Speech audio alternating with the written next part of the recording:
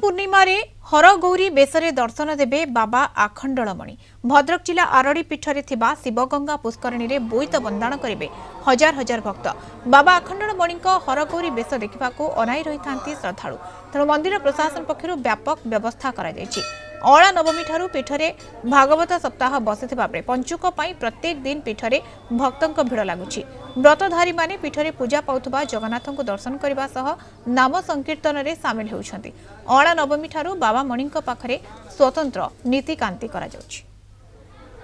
आसंता काली प्रबल लोक हे आज चतुर्थी ये बहुत लोक होती राति महादीवा उठब प्रसाद सेवन हम ये यही सब धंदा कार्तिक मासर अला नवमी ठारू पूर्णिमा पर 7 दिन 5 दिन पंचक कहते 7 दिन प्रकृत 7 दिन किए हो समस्त घर अरुआ समस्त घर धूपदीप समस्त घर हरिनाम थाए से शेष दिन टा उद्यापन करने डंगा भसैकी भगवान को प्रार्थना नियति आशीर्वाद पाइबापी नदी कूल को जाकि माँ गंगा को स्मरण करके व्रत उपासना करती। आखंडलमणि का दर्शन कलु ता संगे संगे जगन्नाथ को दर्शन करके आनंद लगिला सुंदर लगिला तो मन को खुशी आनंद मिलला तृप्ति मिलला।